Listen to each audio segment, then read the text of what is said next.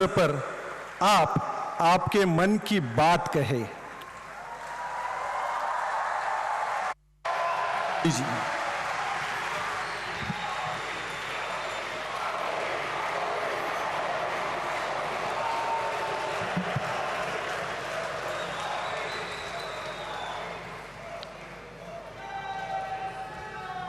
लोकमान्य टिळकांची आज 103वी पुण्यतिथी आहे।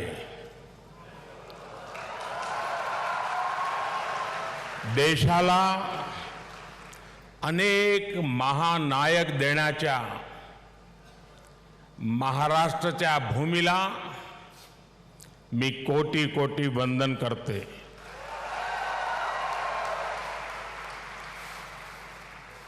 कार्यक्रम में उपस्थित आदरणीय श्री शरद पवार जी, राज्यपाल श्रीमान रमेश बैस जी, महाराष्ट्र के मुख्यमंत्री श्रीमान एकनाथ शिंदे जी, उप मुख्यमंत्री श्रीमान देवेंद्र फडणवीस जी, उप मुख्यमंत्री श्रीमान अजीत पवार जी,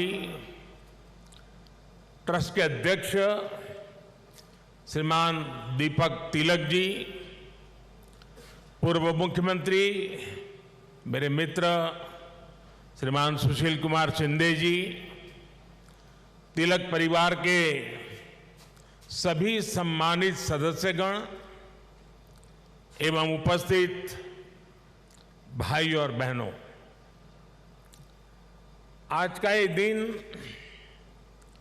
मेरे लिए बहुत अहम है। मैं यहां आकर जितना उत्साहित हूं उतना ही भावुक भी हूं। आज हम सब के आदर्श और भारत के गौरव बाल गंगाधर तिलक जी की पुण्यतिथि है। साथ ही आज अन्ना भाऊ साठे जी की जन्म जयंती भी है। लोकमान्य तिलक जी तो हमारे स्वतंत्रता इतिहास के माथे के तिलक है।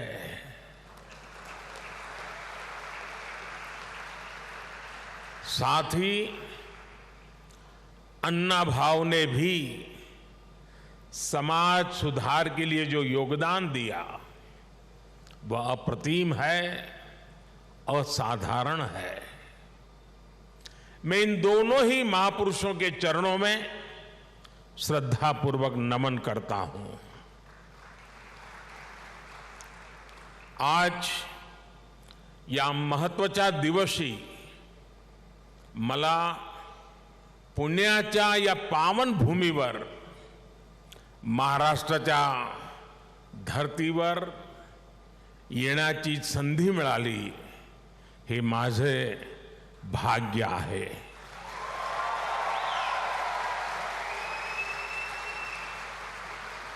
ये पुण्यभूमि छत्रपति शिवाजी महाराज की धरती है। ये चाफेकर बंधुओं की पवित्र धरती है। इस धरती से ज्योतिबा फुले, सावित्रीबाई फुले की प्रेरणाएं और आदर्श जुड़े हैं। अभी कुछ ही देर पहले मैंने दगड़ू सेठ मंदिर में गणपति जी का आशीर्वाद भी लिया। ये भी पुणे जिले के इतिहास का बड़ा दिलचस्प पहलू है। दगड़ू सेठ पहले व्यक्ति थे जो तिलक जी के आह्वान पर गणेश प्रतिमा की सार्वजनिक स्थापना में शामिल हुए थे। मैं इस धरती को प्रणाम करते हुए इन सभी महान विभूतियों को श्रद्धापूर्वक नमन करता हूं। साथियों, आज पुणे में आप सबके बीच मुझे जो सम्मान मिला है ये मेरे जीवन का एक अविस्मरणीय अनुभव है। जो जगह, जो संस्था सीधे तिलक जी से जुड़ी रही हो, उसके द्वारा लोकमान्य तिलक नेशनल अवार्ड मिलना मेरे लिए सौभाग्य की बात है। मैं इस सम्मान के लिए हिंद स्वराज संघ का और आप सभी का पूरी विनम्रता के साथ हृदय से आभार व्यक्त करता हूं। और मैं ये भी कहना चाहूंगा, अगर ऊपर ऊपर से थोड़ा नजर करें तो हमारे देश में काशी और पुणे दोनों की एक विशेष पहचान है। विद्वत्ता यहां पर चिरंजीव है, अमरत्व को प्राप्त हुई है।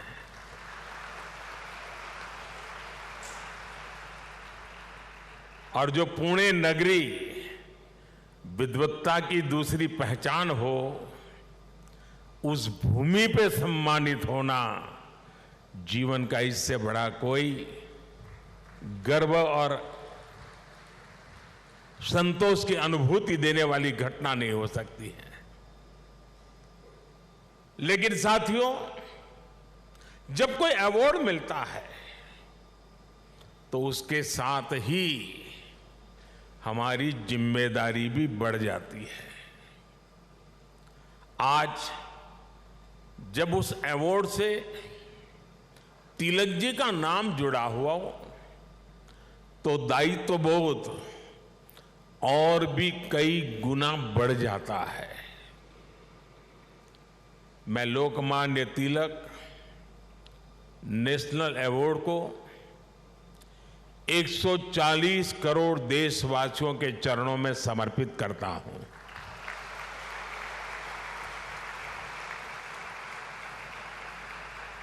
मैं देशवासियों को विश्वास भी दिलाता हूं कि उनकी सेवा में, उनकी आशाओं अपेक्षाओं की पूर्ति में कोई कोर कसर बाकी नहीं छोड़ूंगा। जिनके नाम में गंगाधर हो,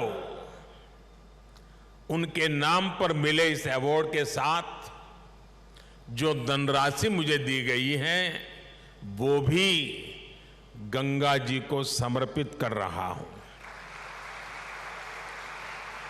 मैंने पुरस्कार राशि नमामि गंगे परियोजना के लिए दान देने का निर्णय लिया है। साथियों, भारत की आजादी में लोकमान्य तिलक की भूमिका को, उनके योगदान को कुछ घटनाओं और शब्दों में नहीं समेटा जा सकता है। तिलक जी के समय और उनके बाद की स्वतंत्रता संग्राम से जुड़ी जो भी घटनाएं और आंदोलन हुए, उस दौर में जो भी क्रांतिकारी और नेता हुए, तिलक जी की छाप सब पर थी, हर जगह थी। इसलिए खुद अंग्रेजों को भी तिलक जी को the father of the Indian unrest कहना पड़ा था। तिलक जी ने भारत के स्वतंत्रता आंदोलन की पूरी दिशा ही बदल दी थी। जब अंग्रेज कहते थे कि भारतवासी देश चलाने के लायक नहीं है, तब लोकमान्य तिलक ने कहा कि स्वराज्य हमारा जन्मसिद्ध अधिकार है। अंग्रेजों ने धारणा बनाई थी कि भारत की आस्था, संस्कृति, मान्यताएं, ये सब पिछड़ेपन का प्रतीक है। लेकिन तिलक जी ने इसे भी गलत साबित किया। इसलिए भारत के जनमानस ने न केवल खुद आगे आकर तिलक जी को लोकमान्यता दी, बल्कि लोकमान्य का खिताब भी दिया। और जैसा अभी दीपक जी ने बताया, स्वयं महात्मा गांधी ने उन्हें आधुनिक भारत का निर्माता भी कहा। हम कल्पना कर सकते हैं कि तिलक जी का चिंतन कितना व्यापक रहा होगा, उनका विजन कितना दूरदर्शी रहा होगा। साथियों, एक महान नेता वो होता है जो एक बड़े लक्ष्य के लिए न केवल खुद को समर्पित करता है, बल्कि उस लक्ष्य की प्राप्ति के लिए संस्थाएं और व्यवस्थाएं भी तैयार करता है। इसके लिए हमें सबको साथ लेकर आगे बढ़ना होता है, सबके विश्वास को आगे बढ़ाना होता है। लोकमान्य तिलक के जीवन में हमें ये सारी खूबियां दिखती हैं। उन्होंने अंग्रेजों ने जब उन्हें जेल में डाला, उन पर अत्याचार हुए, उन्होंने आजादी के लिए त्याग और बलिदान की पराकाष्ठा की। लेकिन साथ ही उन्होंने टीम स्पिरिट के, सहभाग और सहयोग के अनुकरणीय उदाहरण भी पेश किए। लाला लाजपत राय और बिपिन चंद्र पाल के साथ उनका विश्वास, उनकी आत्मीयता भारतीय स्वतंत्रता संग्राम का स्वर्णिम अध्याय है। आज भी जब बात होती है तो लाल, बाल, पाल के तीनों नाम एक त्रिशक्ति के रूप में याद किए जाते हैं। तिलक जी ने उस समय आजादी की आवाज को बुलंद करने के लिए पत्रकारिता और अखबार की अहमियत को भी समझा। अंग्रेजी में तिलक जी ने, जैसा शरद राव ने कहा, द मराठा साप्ताहिक शुरू किया। मराठी में गोपाल गणेश अगरकर और विष्णु शास्त्री चिपलुंकर जी के साथ मिलकर उन्होंने केसरी अखबार शुरू किया।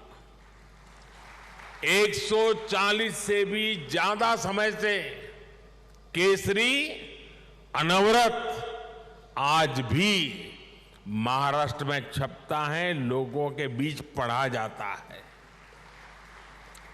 ये इस बात का सबूत है कि तिलक जी ने कितनी मजबूत नींव पर संस्थाओं का निर्माण किया था। साथियों, संस्थाओं की तरह लोकमान्य तिलक ने परंपराओं को भी पोषित किया।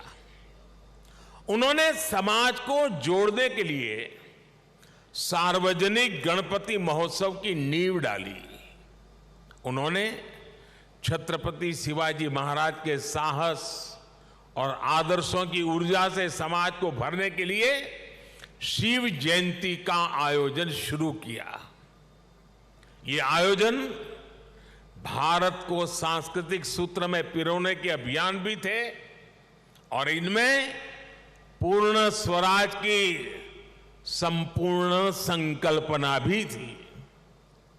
यही भारत की समाज व्यवस्था की खासियत रही है। भारत ने हमेशा ऐसे नेतृत्व को जन्म दिया है जिसने आजादी जैसे बड़े लक्ष्यों के लिए भी संघर्ष किया और सामाजिक बुराइयों के खिलाफ नई दिशा भी दिखाई। आज की युवा पीढ़ी के लिए यह बहुत बड़ी सीख है। भाइयों और बहनों, लोकमान्य तिलक इस बात को भी जानते थे कि आजादी का आंदोलन हो या राष्ट्र निर्माण का मिशन, भविष्य की जिम्मेदारी हमेशा युवाओं के कंधों पर होती है। वो भारत के भविष्य के लिए शिक्षित और सक्षम युवाओं का निर्माण चाहते थे। लोकमान्य में युवाओं की प्रतिभा पहचानने की जो दिव्य दृष्टि थी, इसका एक उदाहरण हमें वीर सावरकर से जुड़े घटनाक्रम में मिलता है।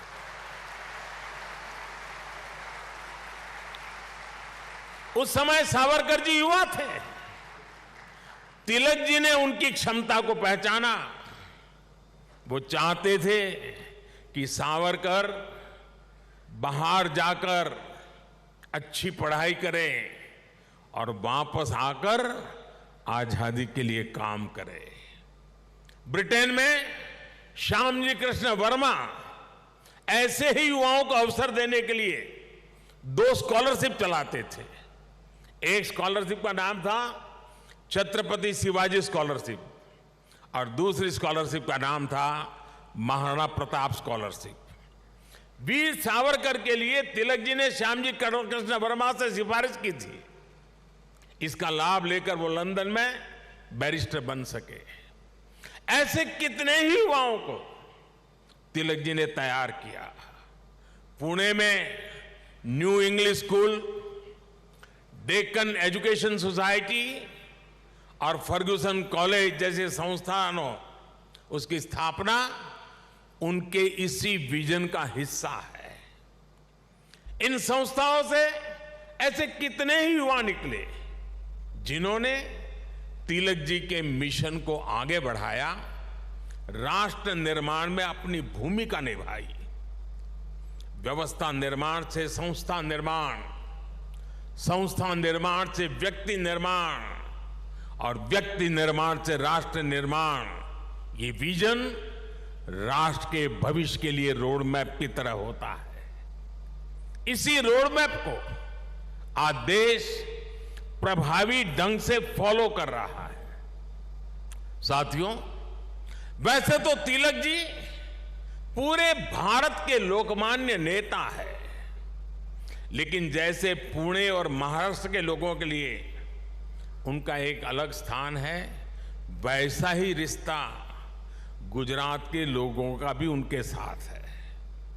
मैं आज इस विशेष अवसर पर मैं उन बातों को भी याद कर रहा हूं। स्वतंत्रता संग्राम के समय वो करीब 1.5 महीने अहमदाबाद साबरमती जेल में रहे थे। इसके बाद 1916 में तिलक जी अहमदाबाद आए और आपको जानकर के खुशी होगी, उस समय जब अंग्रेजों की पूरी तरह जुल्म चलते थे, अहमदाबाद में तिलक जी के स्वागत में और उनको सुनने के लिए उस जमाने में 40,000 से ज्यादा लोग उनका स्वागत करने के लिए आए थे। और खुशी की बात यह है कि उनको सुनने के लिए उस समय ऑडियंस में सरदार वल्लभ भाई पटेल भी थे।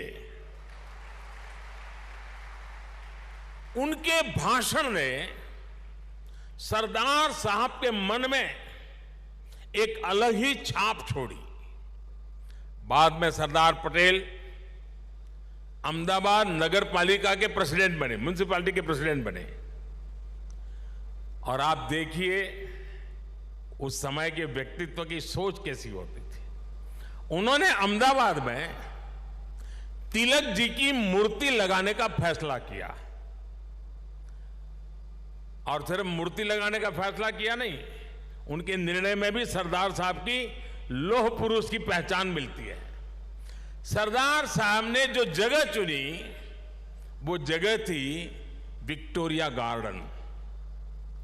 अंग्रेजों ने रानी विक्टोरिया की हीरक जयंती मनाने के लिए अहमदाबाद में 1897 में 1897 में विक्टोरिया गार्डन का निर्माण किया था। यानी ब्रिटिश महारानी के नाम पर बने पार्क में उनकी छाती पर सरदार पटेल ने इतने बड़े क्रांतिकारी लोकमान्य तिलक की मूर्ति लगाने का फैसला कर लिया।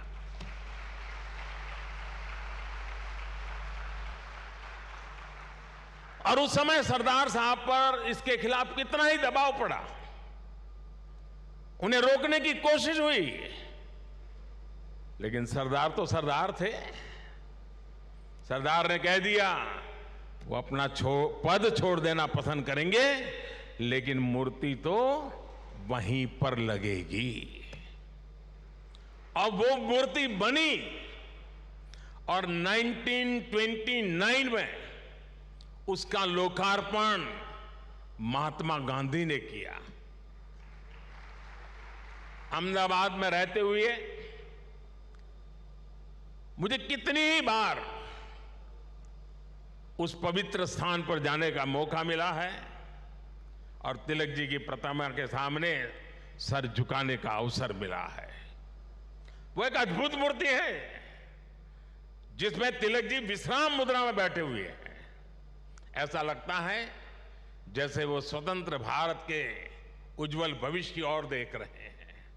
आप कल्पना करिए, गुलामी के दौर में भी सरदार साहब ने अपने देश के सपूत के सम्मान में पूरी अंग्रेजी हुकूमत को चुनौती दे दी थी। और आज की स्थिति देखिए, अगर आज हम किसी एक सड़क का नाम भी किसी विदेशी आक्रांता की जगह कर बदलकर भारतीय विभूति पर रखते हैं तो कुछ लोग उस पर हल्ला मचाने लग जाते हैं।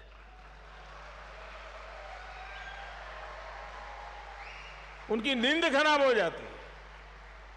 साथियों, ऐसा कितना ही कुछ है जो हम लोकमान्य तिलक के जीवन से सीख सकते हैं। लोकमान्य तिलक गीता में निष्ठा रखने वाले व्यक्ति थे। वो गीता के कर्मयोग को जीने वाले व्यक्ति थे। अंग्रेजों ने उन्हें रोकने के लिए उन्हें भारत के दूर पूरब में मांडले की जेल में डाल दिया, लेकिन वहां भी तिलक जी ने गीता का अपना अध्ययन जारी रखा। उन्होंने देश को हर चुनौती से पार पाने के लिए गीता रहस्य के जरिए कर्मयोग की सहज समझ दी, कर्म की ताकत से परिचित करवाया। साथियों, बाल गंगाधर तिलक जी के व्यक्तित्व के एक और पहलू की तरफ मैं आज देश के युवा पीढ़ी का ध्यान आकर्षित करना चाहता हूं। तिलक जी की एक बड़ी विशेषता थी कि वो लोगों को खुद पर विश्वास करने के बड़े आग्रही थे और करना सिखाते थे। वो उन्हें आत्मविश्वास से भर देते थे। पिछली शताब्दी में जब लोगों के मन में ये बात बैठ गई थी कि भारत गुलामी की बेड़ियां नहीं तोड़ सकता, तिलक जी ने लोगों को आजादी का विश्वास दिया। उन्हें हमारे इतिहास पर विश्वास था, उन्हें हमारी संस्कृति पर विश्वास था, उन्हें अपने लोगों पर विश्वास था, उन्हें हमारे श्रमिकों उद्यमियों पर विश्वास था, उन्हें भारत के सामर्थ्य पर विश्वास था। भारत की बात आते ही कहा जाता था यहां के लोग ऐसे ही हैं, हमारा कुछ नहीं हो सकता। लेकिन तिलक जी ने हीन भावना के इस मिथक को तोड़ने का प्रयास किया, देश को उसके सामर्थ्य का विश्वास दिलाया। साथियों, अविश्वास के वातावरण में देश का विकास संभव नहीं होता। कल मैं देख रहा था, पुणे के ही एक सज्जन श्रीमान मनोज पोचाट जी ने मुझे एक ट्वीट किया है। उन्होंने मुझे 10 साल पहले की मेरी पुणे यात्रा को याद दिलाया है। उस समय जिस फर्ग्यूसन कॉलेज की तिलक जी ने स्थापना की थी, उसमें मैंने तब के भारत में ट्रस्ट डेफिसिट की बात की थी। अब मनोज जी ने मुझे आग्रह किया है कि मैं ट्रस्ट डेफिसिट से ट्रस्ट सरप्लस तक की देश की यात्रा के बारे में बात करूं। मैं मनोज जी का आभार व्यक्त करूंगा कि उन्होंने इस अहम विषय को उठाया है। भाइयों और बहनों, आज भारत में ट्रस्ट सरप्लस पॉलिसी में भी दिखाई देता है और देशवासियों के परिश्रम में भी झलकता है। बीते 9 वर्षों में भारत के लोगों ने बड़े बड़े बदलावों की नींव रखी, बड़े बड़े परिवर्तन करके दिखाए। आखिर कैसे भारत दुनिया की 5वीं सबसे बड़ी अर्थव्यवस्था बन गया? ये भारत के लोग ही हैं जिन्होंने ये करके दिखाया। आज देश हर क्षेत्र में अपने आप पर भरोसा कर रहा है और अपने नागरिकों पर भी भरोसा कर रहा है। कोरोना के संकट काल में भारत ने अपने वैज्ञानिकों पर विश्वास किया और उन्होंने मेड इन इंडिया वैक्सीन बनाकर दिखाई और पुणे ने भी उसमें बड़ी भूमिका निभाई। हम आत्मनिर्भर भारत की बात कर रहे हैं क्योंकि हमें विश्वास है कि भारत ये कर सकता है। हम देश के आम आदमी को बिना गारंटी का मुद्रा लोन दे रहे हैं क्योंकि हमें उसकी ईमानदारी पर, उसकी कर्तव्य शक्ति पर विश्वास है। पहले छोटे छोटे कामों के लिए आम लोगों को परेशान होना पड़ता था। आज ज्यादातर काम मोबाइल पर एक क्लिक पर हो रहे हैं। कागजों को अटैच करने के लिए आपके अपने हस्ताक्षर पर भी आज सरकार विश्वास कर रही है। इससे देश में एक अलग माहौल बन रहा है, एक सकारात्मक वातावरण तैयार हो रहा है और हम देख रहे हैं कि विश्वास से भरे हुए देश के लोग देश के विकास के लिए कैसे खुद आगे बढ़कर काम कर रहे हैं। स्वच्छ भारत आंदोलन को इस जन विश्वास ने ही जन आंदोलन में बदला। बेटी बचाओ बेटी पढ़ाओ अभियान को इस जन विश्वास ने ही जन आंदोलन में बदला। लाल किले से मेरी एक पुकार पर कि जो सक्षम हैं उन्हें गैस सब्सिडी छोड़नी चाहिए, लाखों लोगों ने गैस सब्सिडी छोड़ दी थी। कुछ समय पहले ही कई देशों का एक सर्वे हुआ था। इस सर्वे में सामने आया कि जिस देश के नागरिकों को अपनी सरकार में सबसे ज्यादा विश्वास है, उस सर्वे ने बताया उस देश का नाम भारत है। ये बदलता हुआ जनमानस, ये बढ़ता हुआ जनविश्वास भारत के जन जन की प्रगति का माध्यम बन रहा है।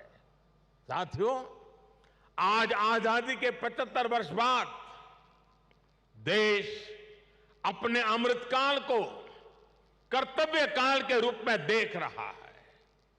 हम देशवासी अपने अपने स्तर से देश के सपनों और संकल्पों को ध्यान में रखकर काम कर रहे हैं। इसलिए आज विश्व भी भारत में भविष्य देख रहा है। हमारे प्रयास आज पूरी मानवता के लिए एक आश्वासन बन रहे हैं। मैं मानता हूं कि लोकमान्य आज जहां भी उनकी आत्मा होगी वो हमें देख रहे हैं, हम पर अपना आशीर्वाद बरसा रहे हैं। उनके आशीर्वाद से, उनके विचारों की ताकत से हम एक सशक्त और समृद्ध भारत के अपने सपने को जरूर साकार करेंगे। मुझे विश्वास है हिंद स्वराज संघ तिलक के आदर्शों से जन जन को जोड़ने में इसी प्रकार आगे आकर के अहम भूमिका निभाता रहेगा। मैं एक बार फिर इस सम्मान के लिए आप सभी का आभार प्रकट करता हूं। इस धरती को प्रणाम करते हुए, इस विचार को आगे बढ़ाने में जुड़े हुए सबको प्रणाम करते हुए मैं मेरी वाणी को विराम देता हूं। आप सबका बहुत बहुत धन्यवाद।